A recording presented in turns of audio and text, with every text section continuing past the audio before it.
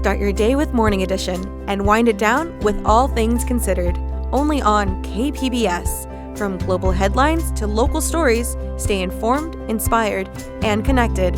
Tune in daily or listen anytime at kpbs.org.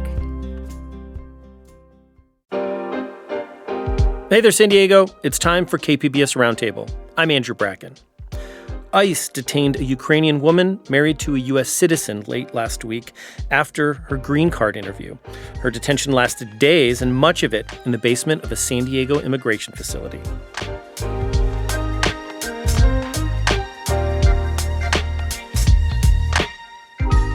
We hear about her journey in detention and what it tells us about the Trump administration's ongoing immigration crackdown. Then, with the holiday season in full swing, we hear about some of San Diego's biggest food and drink trends of the year. That's ahead on KPBS Roundtable.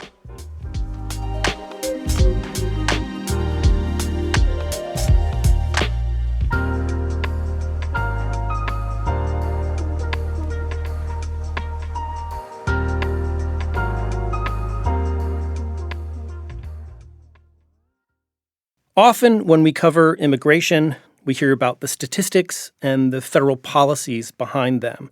It's rare that we hear the personal stories impacted, especially those that happen right here in our own community. Today, we're talking about one woman's story. Her name is Viktoriia Bulavina. She's a Ukrainian woman married to a U.S. citizen who was just released after 5 days in immigration detention.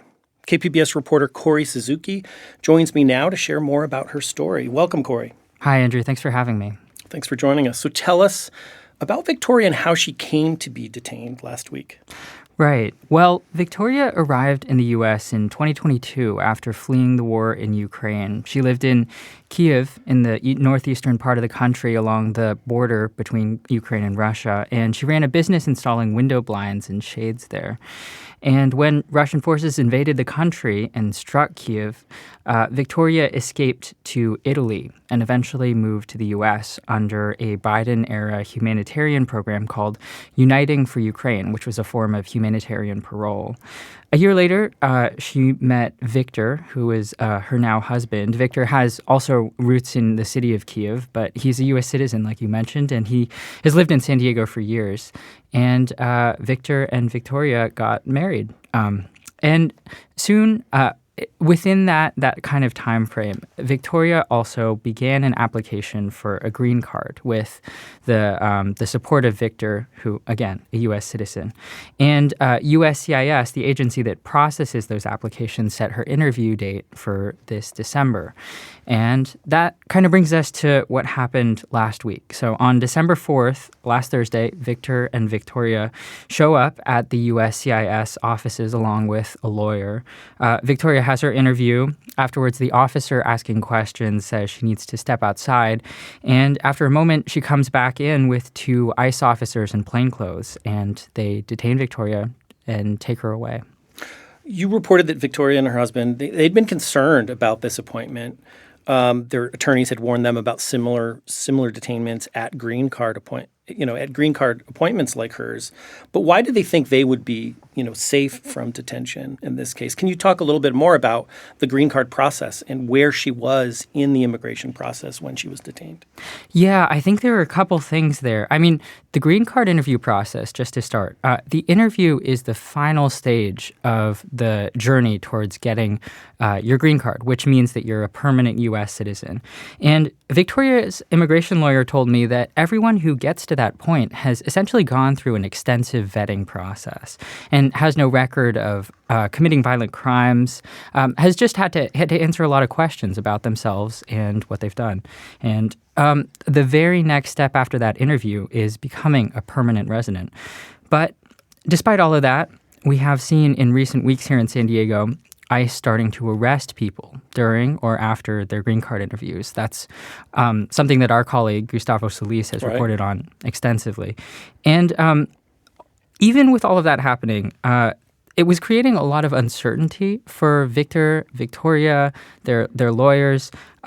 But Viktoriia and her attorneys and her family also believed that her legal status had no weak points, that a big argument that our colleagues have reported that federal immigration authorities have made when they are arresting people at these interviews is that they have allowed their legal status to lapse in some way, that they have overstayed their legal authorization. Maybe to a visa expired at some point for some period of time. Right? Exactly. Which, raises its own questions by itself. But Viktoriia's attorneys told me that for her, they say that she has never allowed her legal status to expire at any point since she arrived in the country. And so that really gave them a sense that even with all of this happening, even though it was something that they were worried about, that she was going to be able to go to this interview and to not have to worry about being detained or arrested. And instead, that's exactly what happened. Right. She was taken into custody on that Thursday. What happened then? Where was she taken, and what were the conditions she was held in like? Right. Well, for 3 days, and I should say here, we have reached out to ICE with questions multiple times this week, and they have not responded to any of our requests. So what we have is Viktoriia's account of what she went through. And what she says is that for 3 days, she was held in the lower levels of a federal building in downtown San Diego. She's not sure which one, but some of the descriptions that she shared match reports of people who have been held in the basement of the Edward J. Schwartz Federal Courthouse, which members of Congress have repeatedly tried to inspect this year and were denied access to twice before eventually being able to enter. Viktoriia says she was held there with between 10 and 14 other women, mostly, she says, from Mexico. And she says it was very cold. There were bright lights all the time. They didn't have room to lie down and sleep. They were given expired food. And they had to she says that she and the women that she was detained with there had to use an open toilet in view of the guards, and had to get additional toilet paper. They had to hold up an empty toilet paper roll. So, I mean, just really harsh conditions that she describes. Here's part of what Viktoriia shared with me during an interview. She's speaking Ukrainian here, and her husband Victor is translating. Тому що вони давали зрозуміти, що я нарушаю закони Америки, і це дуже мене лякало, що я не поверну своє життя. She felt like she's losing her life. She felt like they were telling her that she broke the laws of the United States, and that she was scared that she would not be able to get her life back. Wow. I mean, that's just really painful to hear some of that. Yeah. I mean, at some point, you kind of described some of her conditions in that facility that in downtown San Diego that we don't exactly know where it is. But at some point, she was moved to a facility in Otay Mesa, right? Or at least that was another part of this journey. Tell us about that piece of it. That's right. Viktoriia says that each night that she was in this facility in downtown for each of those 3 days, the ICE officers every night tried to move her and the other people who were detained there to the Otay Mesa Detention Center, which is, one of the large ICE holding facilities, detention centers here in San Diego, to the east of Chula Vista. And the first night, she says, the officers took them out of the holding room. They lined everyone up against the wall, handcuffed their wrists and their ankles, put them in chains, and they had everyone get into this van that was waiting. And Viktoriia, there were, in these rooms, there were no clocks. There was nothing that she could, no windows, nothing she could use to get a sense of what time it was. But as they got into the van, she saw the clock, and she says it was around 2 a.m. that they left. So middle of the night. They drive to Otay Mesa, from what she says, to the they wait in a line for hours, and then she says that night, that morning, as the sun was rising, the van, without entering the detention center, turns around and drives back to downtown. So again, this is Viktoriia's account of what each of those nights looked like. She says that they got no sleep, that they had no access to the restroom, and that they were just in transit in these restraints for hours. And she's still unclear what exactly happened. It seems that maybe there was some kind of a line or a backlog getting into the detention center. She says ICE officers told them that they were taking them to Otay Mesa so that they could have a place to sleep. But instead, they ended up, according to her, not being able to sleep at all. And that happened the first night, the second night, and then the third time that officers tried to take them to Otay Mesa, they did actually enter the facility. Earlier you mentioned some of the women that Victoria was detained with alongside. Can you tell us more about them and the bond that they developed over the course? And I imagine a lot of times they couldn't even communicate. They didn't even speak the same language, right? But can you tell us more about their experiences? Because you're telling Victoria's story here, but the big point of it is it's not just one person's experience right now. Right. Victoria herself, she, in our conversation, her husband was translating. She understands English. She doesn't speak it as fluently, so she speaks primarily Ukrainian. And in the memories of what happened, she says that the other women who she was held with, there were kind of a large range of people. At the Otay Mesa Detention Center, there was a larger number. She says they were between 18 and all the way some people as old as 80. And that in both places, they were from different countries. Again, she says she met a lot of people from Mexico who had roots in Mexico. She says she met one person who had roots in Thailand. She says at Otay Mesa that she met someone too, I believe multiple people who also had roots in Ukraine as well. And I mean, just like you said, the bond that she describes between herself and all of these other people who were experiencing these same conditions was a huge part of what she shared. In the lower level facility, she says she and other detainees tried to help each other, trying to get attention for people who were having medical issues. When someone had to use the toilet, the other women would form a wall around them to give them some privacy. Even just sort of huddling together to try and keep warm in the cold and without blankets or other sources of warmth. And she also said that at one point she and other detainees talked about the future and what they would do when they got out, and saying that maybe they would all meet at a restaurant and share a meal somewhere together at another time, another place.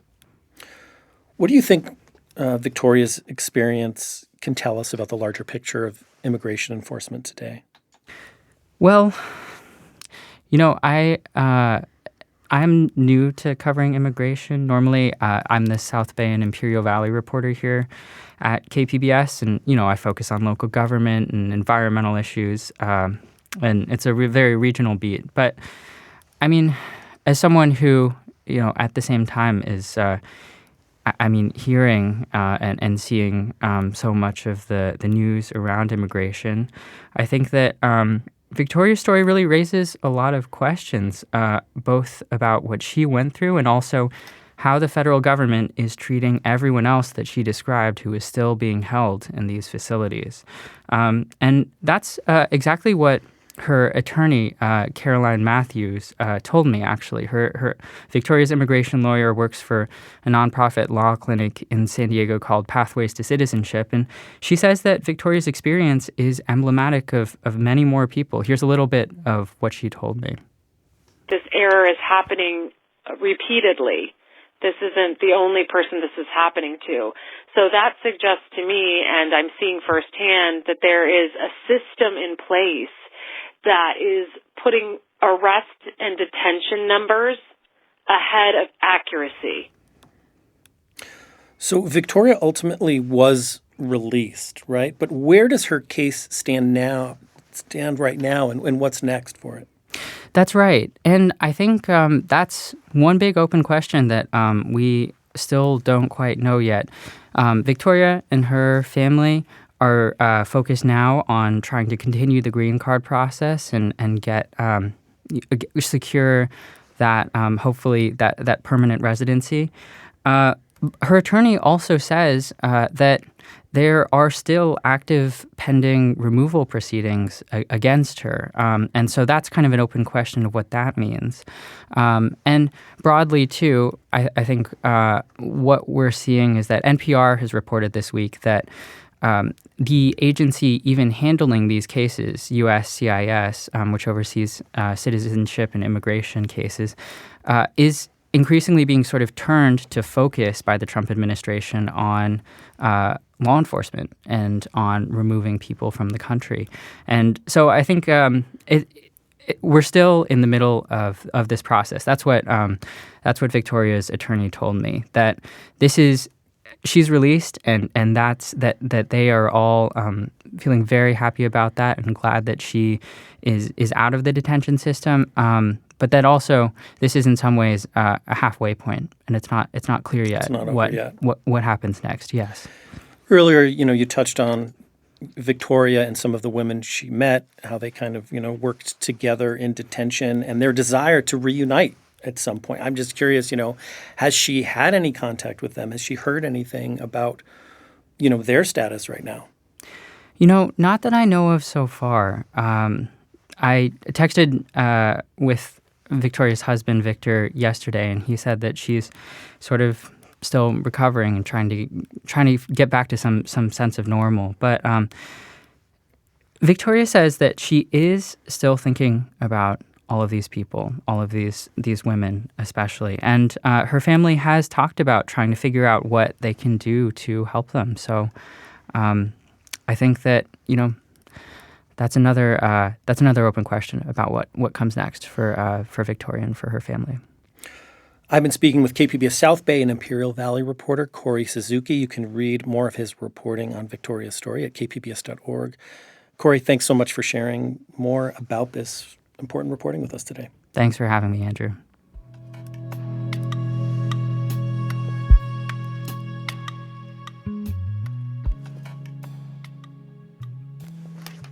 When Roundtable returns, we'll talk a little bit about some holiday food and drinks coming up next.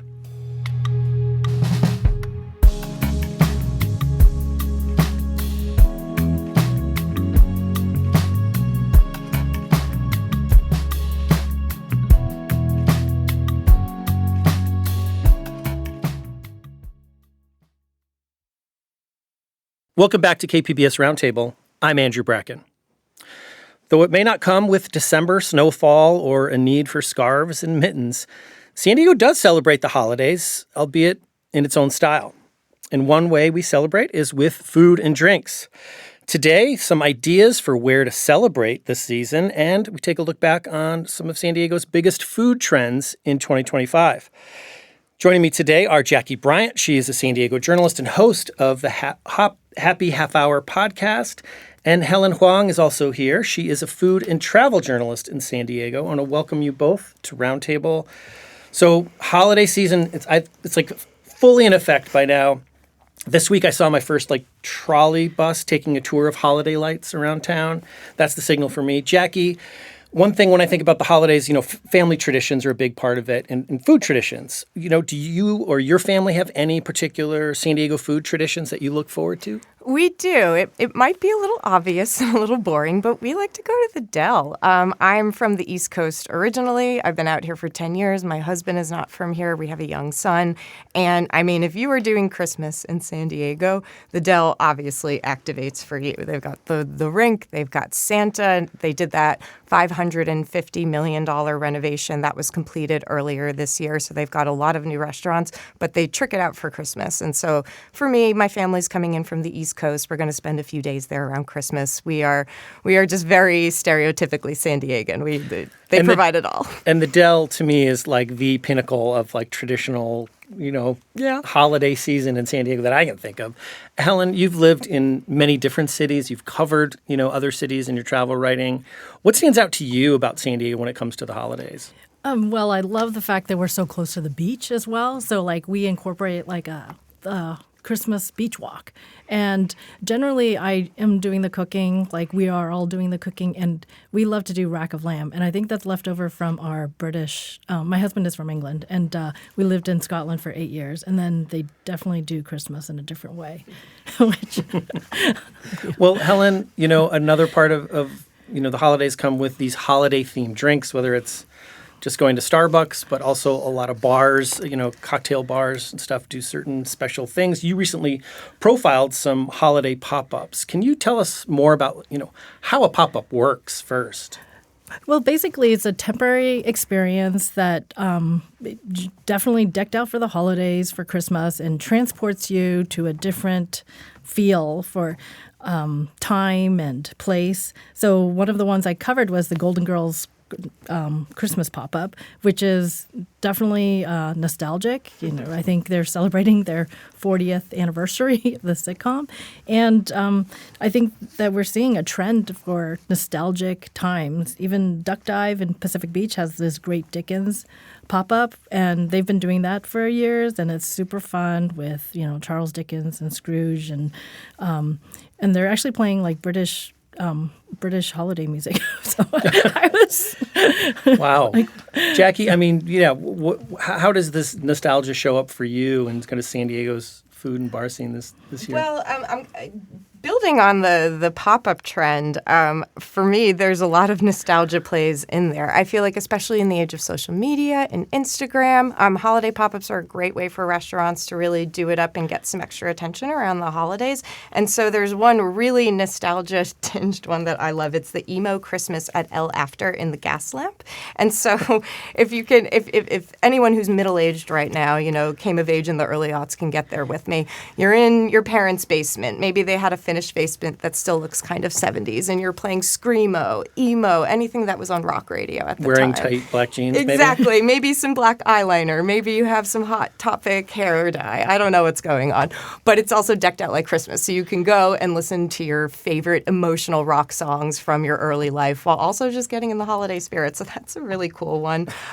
Pretty unique, yeah. Yeah, they're snowed in at Fort Oak in Mission Hills. And so they've turned that whole front center of their bar that used to be an old Ford dealership, so it's just paneled windows all the way around. They basically turned it into a snow globe. I don't know if it gets more nostalgic than that, than going to drink inside of an actual snow globe. So that's a very, very cool one. And then there's Yo-Ho Holiday Tavern at the Land Shark in the new Margaritaville Hotel in Mission Bay. So that's just another way that San Diegans can do Christmas in a different nostalgic way.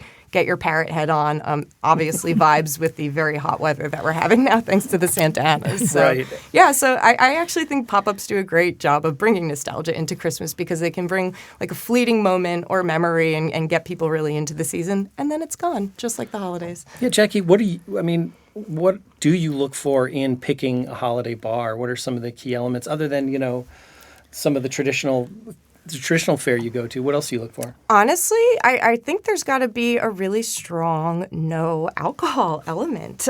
Surprisingly, maybe. I think a lot of people are reevaluating their drinking at this point in history. Again, I am middle-aged. I'm 40. I know a lot of my contemporaries are evaluating their health in that way. And Gen Z, I teach at San Diego State University. It's very clear that a lot of my students just don't really drink at all. When I used to be at San Diego Magazine, we did a story about Gen Z and how they're not really drinking as much alcohol. So I think bars have had to reimagine their offerings, and I think the pop-ups and all the decorations are actually part of what's bringing people in for a full experience rather than maybe just the specificities of the drink menu. You want to provide something for everybody. So I think no alcohol is actually a huge theme. You can pretty much walk into any really good bar or restaurant with a pro cocktail program these days and ask for a very well-crafted non-alcoholic drink. So for me, I'm not drinking much at this phase in my life.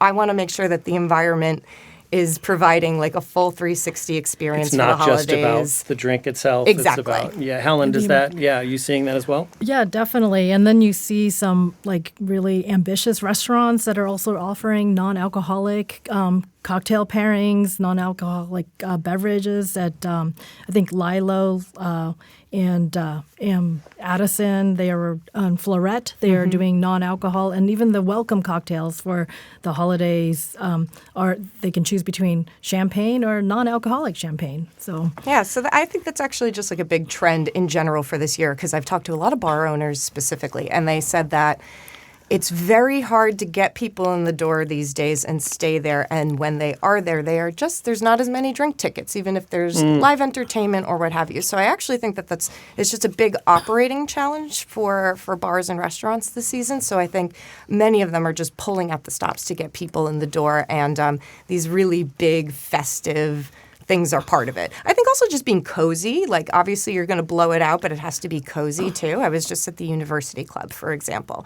And this isn't necessarily made public, but there is a very well-heeled member there who throws her Christmas party every year, and she allows the club to keep the decorations up for a couple of weeks around the season so that anybody coming in to enjoy them. So if you go to the University Club right now, there's like this incredible decoration tunnel. There's a British, red phone booth in there. There's a Santa outpost. It's very decked out. So obviously, I think maximalism is kind of required, but there has to be an element of coziness. It has to be recognizable for people, and bottom line, it has to provide an experience.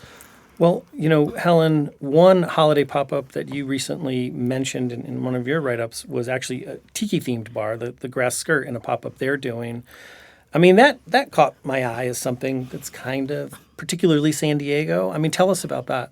Well, the Grass Skirt is it's such a cute little place, and it's always a tiki bar, but they're doing a sippin' Santa cocktail experience right now. So Santa on a surfboard and things like that. But it's also combined with all their tiki cocktails. And but I will say, Sipping Santa is national, but Grass Skirt, among other tiki bars or in San Diego, it's a particular trend that I think Jackie could speak more about. We have a very storied tiki culture here in San Diego. So tiki goes back to the World War II era, specifically in Hollywood and Oakland, where the first two bars were founded by Trader Vic's and Don Beach founded the other one.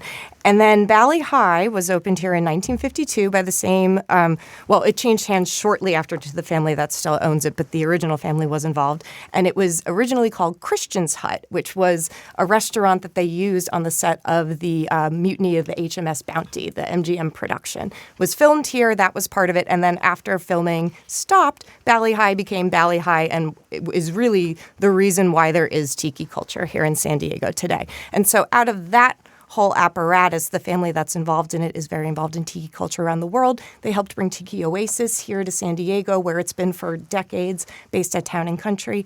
And then in 2000... That's like a convention, right? Yes, of exactly. Tiki culture. Tiki Oasis is an international convention. People fly in from all over the world. They get individual rooms and parts of the resort and just basically build their own little tiki bars and tiki installations. And so that's a big draw for that culture here. And in 2016, we saw a modern revival. CH Projects opened up False Idol, and SDCM opened up the Grass Skirt. And those opened actually in the same month. It was October 2016. And since then, there have been a number of tiki speakeasies, pop-ups, standalone bars, and you can all count that as that modern wave of this continual culture that has always been very, very strong here. The tourism culture supports that.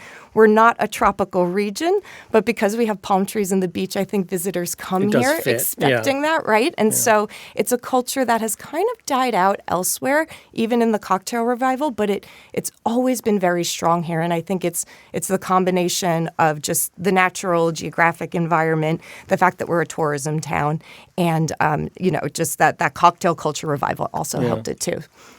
Helen, we all know San Diego is not a cheap place to live, so I wanted to kind of call out and see if you had any tips for experiencing the holidays without spending too much this holiday season. I think another holiday tradition is going down to Convoy District and spending getting a Chinese dinner. And there's a number of restaurants down there, like Dumpling Inn and Spicy City is always packed out. It's always packed on Christmas Day. Yeah. And dumplings, like China Max is a big one that can accommodate people. Jasmine. So that's been a tradition. I think they would say like a Chinese and Jewish tradition to avoid the whole hoopla. During the holidays, yeah. But I think that's also like spreading out to other places like Glass Box and one in Skydeck in Del Mar or Carmel Valley, things like that. So I think that's one way to handle the holidays. Also, probably the other downtowns around the country, like El Cajon, and obviously you have 3rd Street in Chula Vista, and you've got all the other downtowns. They all kind of get decked out for the holidays. They all have their little parades and installations and their local storefronts and local restaurants that have all kinds of different specials. So, like some of the big, fancier ones, everyone is getting decked out for the holidays. And the same as Thanksgiving, like hotels are a really good place to do that. And though the offerings may be a little more expensive there, they tend to do packages. So it's a good way to get a bang for your buck because they anticipate families coming. They anticipate the needs of families and the things that you'd want to have wrapped in, like Santa, for example, or something like that. And so hotels are a good place for the budget conscious just to look to make sure that you spend your money once and you're not going to be constantly opening your wallet the whole time. And I know you've also talked about just hotels as being such a great source of great restaurants here, Jackie, in San Diego. Are there any other ones that you'd suggest folks might want to check out? Yeah, definitely. So the Gaylord Pacific Resort, which opened this year on the Chula Vista waterfront and is actually the most expensive hotel project ever constructed in California. So Old Hickory Steakhouse there is serving a 3-course Christmas dinner. They've got spiny lobster, roasted quail, goose cassoulet, filet mignon. It's pretty legit. They've apparently decked out, I haven't seen it, but they have decked out the whole thing for the holidays. Yeah, I used to live outside Nashville, and going to the Gaylord for Christmas was a thing that everybody did, and it was the Gaylord in Nashville. Yeah, like it was just everything that people had to do at the holidays. Well, there you go. So I'm planning on going there this Sunday, and hopefully it will live up to my expectations. From That's so cool. I'm sure it will. Yeah, I didn't know that was like another regional tradition. That's really cool. Well, yeah, you've got the Lafayette. In North Park. They've got holiday tea service, winter cocktails. If you've even peeked inside the lobby, it is a Christmas fever dream. Obviously, CH Projects, they're going to do it up. Yeah. Well, a lot of great ideas, and we'll continue our conversation on San Diego's food scene and hear about some of the best new restaurants for 2025. Take a look at some dining trends all after the break. You're listening to KPBS Roundtable.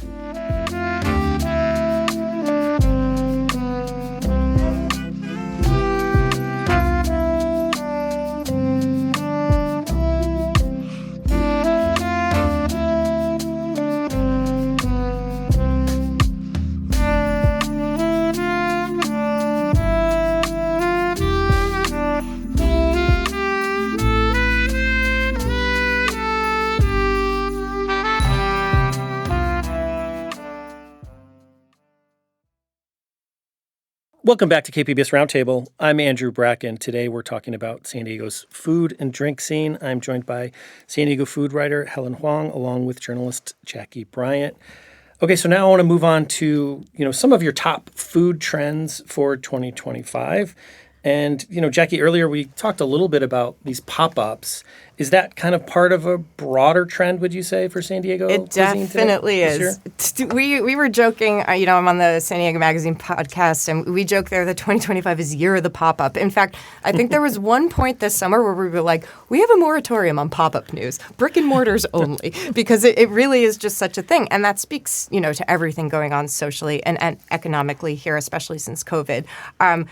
Basically, a lot of chefs, there's a lot high build-out costs, long permitting timelines, and obviously just the appeal of being able to test concepts without that pressure. It's all led to people not wanting to commit to leases. And then because there is, some stalling in certain lease activity, commercial lease activity, there are a lot of properties where people are kind of just able to slide in for these fractional periods of time and try things out. So there was Pixan, which is a vegan Mexican tasting pop-up. They emphasized masa and Mexican regional cooking. Pirate Pita opened, serving a smash burger style pita hybrid, and they opened in various kitchens at various times around San Diego. Gemelos also opened. That's a Mexican Vietnamese tasting menu hosted inside of a wine shop. 24 Suns was a pop-up that became a brick and mortar in Oceanside, that's a bunch of Addison-trained chefs who also got a Michelin nod. And then I'm sure we'll talk about this in a second, but the Tony Hawk and Andrew Bachelier restaurant, Chicken Hawk, that just opened its brick and mortar after like a million years, and it was a pop-up. It grew out of that as well. So you're going to see a lot of these pop-ups just sort of end where they are, and some of them do eventually become brick and mortars. There's also 2 new bagel spots, Marigold and New Wave, both of which were pop-ups for many years, both of them actually, and both this past month just opened their brick and mortars in Solana Beach and North Park. And there's another pop-up bagels, which opened in La Jolla, which actually started as a pop-up on the East Coast, and they have opened their first storefront in La Jolla, and they plan on expanding and opening like 9 other locations in San Diego. Yeah. So 2025 also a year of the bagel? Well, yeah, that's yes, that is actually a trend. We wrote about that at San Diego Magazine too. Forever, we've had an anemic bagel culture here in San Diego. And as a native New Yorker, I can extremely claim this. And now we have an unbelievable bevy of options of great bagels around San Diego. So that is definitely a 2025 trend. Helen, it's sort of interesting to hear, I was talking about restaurants and bars and stuff and talking so much about real estate. And, it's like something we, associate with our housing crisis. Yes. But you say that is a real important part of what's happening in San Diego cuisine this year, right now? Yes. I mean, you see, as long as in addition to the ones that Jackie mentioned, we also have like, Pho Gao Ga that opened, and there was a pop-up in Crab Hut in Kingfisher. So it's the same owners, and they're testing out this whole concept of chicken pho noodle soup and seeing if that works. But there's also like you see some like people coming from ghost kitchens and opening up their storefronts. Like Relic Bakery, they had a place in Miramar, and they've just opened up their East Village, the one downtown. Mm-hmm. It's an amazing croissant and some bagels, like probably, yeah. She's got the best stuff. She trained at a bakery in Copenhagen and brought all of her like lamination techniques that she discovered there in like the melding of savory pastry and sweet pastry to open it. She has like lamb pastries and pork pastries, which are really amazing. And I would say building off of that also, you have a big trend is restaurants changing their business models because of Uber Eats and takeout. This is something that happened during COVID largely, a big shift to delivery and takeout, and it is not something that has gone away in the way that remote work is still a debate out there. What to do about restaurant delivery is definitely still a debate, and you'll find many restaurants around the county, their balance sheets are based very heavily on takeout and delivery, which has completely transformed their operating models. You have to get takeout counters, you have to redo the kitchen, your cooking techniques, how much staff you need to have and when and how. It has a larger kitchen maybe rather than not worry about the tables. And so like Terra American Bistro is one really good example over near here on the San Diego La Mesa line. And that was a restaurant that was open for 30 years that closed its dining room this year and made this shift to 100% catering based on the fact that no one's coming in for dinner anymore. Earlier, you mentioned Tony Hawk's Chicken Hawk in Leucadia and Encinitas. So they finally were able to open their own restaurant, which is fantastic. It's hot chicken, but they also have like seafood and blackened tuna and tuna tataki and just amazing dishes. And it's from Tony Hawk and Chef Andrew Bachelier, who also has Atelier Mana, and which also has a Michelin nod. And it's just it's something that they've really worked hard on opening, and they've done pop-ups at Fox Point Farms, at the Roxy in Encinitas. So they have a lot of like friends who have supported their launch, and now they're finally open. Is that a pretty common journey now to opening a restaurant? Is like going the pop-out route or doing? You even mentioned a couple different pop-ups before going brick and mortar full on? I think so, because it's just so prohibitively expensive to enter the market. And then there's also There's definitely a big NIMBY, not in my backyard culture in San Diego. Encinitas definitely has a strong culture of that. You can, look at, you could Google those two terms and a lot of reporting will come up. There's a lot of mixed residential and commercial areas in San Diego where you have homes very close to businesses, and there are a number of people who are very active in the public sphere challenging new alcohol licenses. This has been happening forever, but it's very popular in places like Encinitas or in North Park, for example. And so it's going to be very unattractive for somebody opening a restaurant to get a lease and then not be able to nail an alcohol license with it. That's obviously going to cut majorly into there. Yeah. So you'll find that the pop-up is a great way of testing this while maybe they're trying to actually work a deal. And sometimes it can take years to get some of those licenses if you don't buy a property that already has one transferred to you. Yes. You mentioned Encinitas there. I know North County kind of went through a lot of change, right? Yeah. Tell us more about what you saw from Encinitas and North County more broadly. It wasn't just Encinitas, right? Yeah. So Encinitas' food scene has just North County's food scene has completely transformed. You have the North City development in San Marcos, which has been being built for decades, but is really finally just opening storefronts, opening apartments. It's near CSU San Marcos. Yes. And a number of original restaurants are opening there and also offshoots of other county enterprises. Yes, they have Christophe Roule Patisserie that just opened, which is amazing croissants as well. Oh, we are also having a bakery. There's a bagel renaissance and a bakery renaissance. Those are not the same, but they overlap. And then obviously you have Lilo in Carlsbad, which opened in April, and I think 40 days later got its first Michelin star.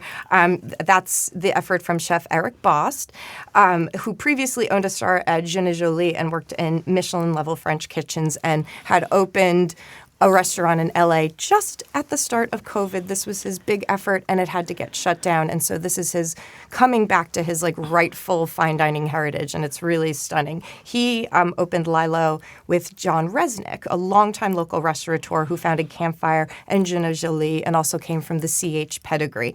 And obviously, it got a Michelin star within 40 days. So their wine program is excellent and very California focused, and the architecture is just this beautiful, natural, modern wood dining room, and it's just a very austere, beautiful, serious, but the experience is intended to wake you up sensorially. So it's a very cool thing that we have. And there's a couple of other fine dining Michelin restaurants, or the ones that are going to have ambitions for Michelin that opened up in La Jolla. Lucien, which is in La Jolla, and it's founded by 4 team members who moved from New York City, who all worked in super posh Michelin restaurants per se, Daniel, and then there's also Florette that just opened, which is I think the largest kitchen in San Diego, which is in La Jolla as well. Yeah, there's a lot happening and Dora in La Jolla Playhouse. So we've kind of hit North County. You mentioned La Jolla. There's a lot happening there. And Convoy, of course. What about Barrio Logan? What has Barrio Logan seen in 2025? Barrio Logan has seen a lot of change, right? Yes. In the last few years, you've got Fish Guts, which has recently reopened, and is they work very closely with the region's fishermen like Tommy Gomes and Tuna Harbor Dockside Market to get really fresh local catch in there.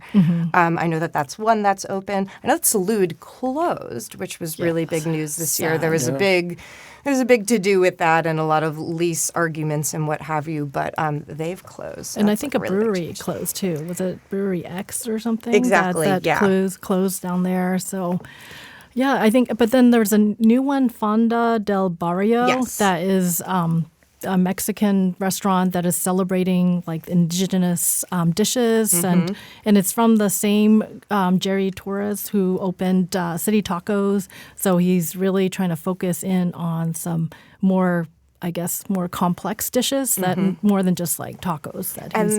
Of course, you have Chicha Osteria, which is in the neighborhood and beloved by the local community. They're very in tight with the local community. They just re-upped their Michelin nod.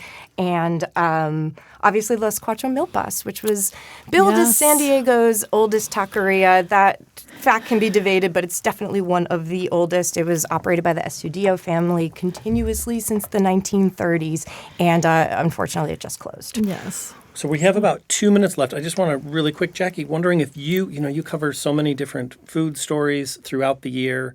What have been some of your favorites in 2025 that stick with you? 100%. My absolute favorite food story from the year is the fact that Jason Mraz, who lives up on his farm, Mraz Family Farms up in Fallbrook, he teamed up with his longtime friend and collaborator, Valley Gilly, he bought her coffee shop and they re-upped it. And basically the story behind that is that it's been open since the early 90s, and it was one of the coffee shops where Jason got his start originally in tandem with Java Joe's down in Ocean Beach, which is also where Jewel and a lot of other singer-songwriters got their start in San Diego. And so over the years, it's been a hub for local musicians and just local people coming up to see. So bought it, they redid it, they gilded out the bathroom, redid the stage. They redid some of the food options. They have it's a vegan kitchen. And so now they're actually doing pop-up shows. And Jason Mraz very quietly can be known to be at some of these shows. If you see a billing, it's so-and-so and friends. He's the N Friends. So nice. There's kind of a homegrown vegan food, coffee scene, guitar music scene community coming back up. Yeah. It's called Jitters. I think I just realized I didn't say the coffee name. Maybe we bought Jitters. Great. And we'll put a link up to that on our site. Helen, we have just a few seconds left, but I'm wondering, any San Diego food predictions for 2026? What's on your radar? I think we're going to see more vegetarian options that you're going to see on the menu. And what we're talking about, the non-alcoholic dry January seems to be like starting in December, and it'll continue on. I think we're going to go to more like home style dishes. Like Bosphoro is another Turkish restaurant that's opened, and it's amazing. Like really, really good. I spent like 3 weeks in Turkey, so I'm glad they opened. So great.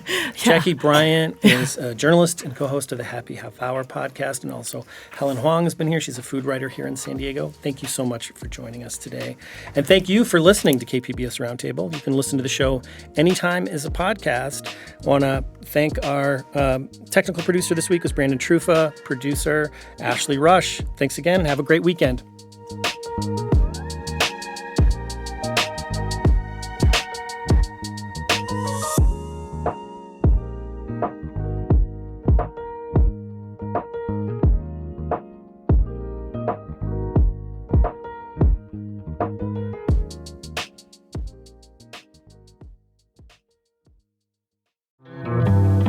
From El Centro to everywhere, we're Voices del Valle. Voices del Valle? Voices del Valle is a team-produced podcast about coming of age in California's Imperial Valley. I love Voices del Valle. On the next episode of Voices del Valle, we will talk with teens about their cheer and soccer championship seasons. I've got to listen to that. Voices del Valle, fresh voices, bold stories made in the valley. Voices del Valle. Find us on KPBS or wherever you get your podcasts.